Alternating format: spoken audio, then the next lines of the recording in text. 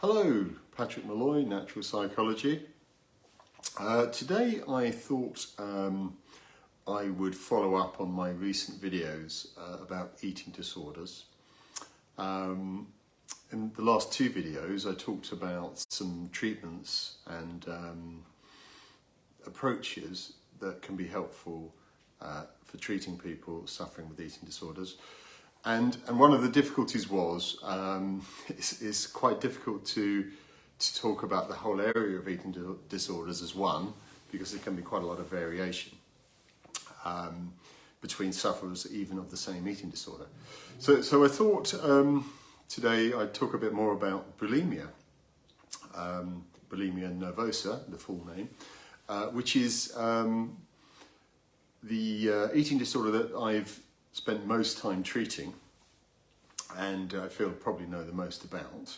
And I just thought I'd talk a bit more about it today. Sometimes when I'm chatting to people and they say, what do you do? And I explain a bit about it, my work with eating disorders, and it's apparent that your average person on the street just doesn't know that much about it. Well, why should they? Well, perhaps they should, because at some point in one's life about 10% of people will suffer with an eating disorder, so it's much more common than people might realise. I guess partly because people do tend to hide it, understandably. So anyway, I just thought it might be useful to share a bit more information about bulimia. So the fundamental thing about bulimia is the binging and purging cycle. So it's eating more than is normal, and then doing something to rid the body of those excess calories. Now, it sounds very simple, but there's a range of ways of doing this, a range of different presentations, and obviously there's a huge range in severity. So sometimes when I'm talking to clients, I explain that, well, really, depending on how you define it or where you draw the line, pretty much everybody will have been bulimic at some point in their life. And the client sort of looks at me very quizzically. I think, oh, he is actually balmy. But then I explain, well, everybody at some point has eaten way too much. I suppose we've got Christmas coming up, and we can all have memories of that Christmas dinner where it was absolutely stuffed. More stuffed than the turkey. So we've all at some point eaten much more than is good for us. And after eating much more than is good for us, we will have taken some steps to mitigate that overeating, which is really the fundamental characteristic of bulimic behaviour. You eat more than is good for you, and you do something to offset that. Now, for your average person who doesn't go on to develop full-blown bulimia, after the Christmas season, people have been overeating, many people, not everybody actually. And then they might think, oh, in January I'm going to go on a diet. Or, somebody may have had a big night out and ate loads of food in a restaurant, then the next day, oh, I don't really fancy having anything for breakfast. Or somebody may have had a lot to eat over a particular weekend away, and then they might spend extra time in the gym the following week. So, it's a similar pattern, and it's just a matter of degree and frequency. So sometimes that can be helpful because we're normalising something that often is talked about as some psychological disorder. I did record a video a while back, not that long ago, asking the question, eating disorder, is it an illness? And I'm not sure that that's a helpful way to look at it.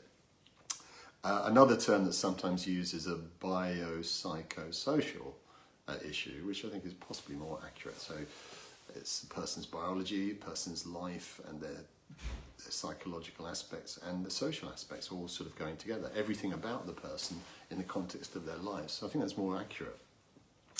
But in any case, sometimes having this conversation with a client will help them to see, well, perhaps I'm not that crazy. Perhaps there is some hope for me. and that in itself can make a difference, can open the door actually for change to take place. So there are some subtypes of bulimia, and there are different ways of categorizing these sometimes, but the classic, oh, and by the way, many bulimics will be of normal, in fact most bulimics will be within the normal weight range, so you won't necessarily, well, there's no way you'd know in most cases. So the sort of classic, most frequent presentation is the binge purge type of bulimia. So the person eats way more than is good for them. Sometimes, well, often it's several thousand calories. And then they do something to purge, and people think, well, it's just vomiting. That's one way of purging. But also it can be through laxative abuse, high doses of laxatives. Also it can be through exercise. So I've had a number of clients who would spend several hours eating, this usually binging on high calorie junk food, really, highly processed foods. And then they might spend several hours on a treadmill. And it can be hours and hours and hours, literally. And that can be so hard on the body. But so it's not just vomiting as a form of purging. Exercise and laxatives are also used.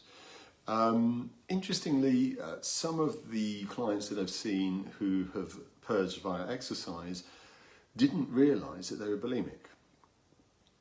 They just thought that's how they were dealing with the issue of overeating. And again, it's just a label, isn't it? It was a term that was made up at some point to describe people who do this, and they say, where is the actual dividing line when somebody is bulimic and when somebody isn't? But anyway, many people who I would say would be diagnosed as bulimic wouldn't have known it because they weren't aware that there was this exercise form of purging. So there's also a subtype of bulimia that is very much is more of a binge starve, which kind of there's a sort of overlap with anorexia here, and this is more the person will eat way too much and then they will literally starve themselves, and these clients, these patients sometimes are actually underweight. So those are some subtypes of bulimia that it isn't just simply people who eat too much and then make themselves sick. There can be a bit more to it. And as I said in other lives and videos, there is hope. People certainly recover from bulimia, and some people recover. They just get to a point in their lives, their life and their priorities change, relationships, etc. And they just literally grow out of it. But if it's a persistent problem and the person's really struggling, then it's worth seeking some help. And people like myself can often help people to get out of the jam that they're in with the bulimia. I mean, it isn't something to ignore because there are potential complications, and particularly some teenagers that I've worked with weren't aware of these complications. That one of the first things that can show up is dental problems, because the stomach acids that come up erode the enamel on the teeth. So a dentist might notice this. Also nutritional imbalances, because the person isn't digesting their food properly, and it certainly isn't eating a balanced regular diet. Digestive problems and reflux kind of problems because of the acid. And also because of the imbalances, the electrolyte imbalances, dehydration, there can be kidney problems and heart problems, and it has been known for bulimia sufferers to actually have heart attacks. Obviously it's a serious issue. So it isn't something, when I'm talking to clients, there's a sort of certain amount of normalising.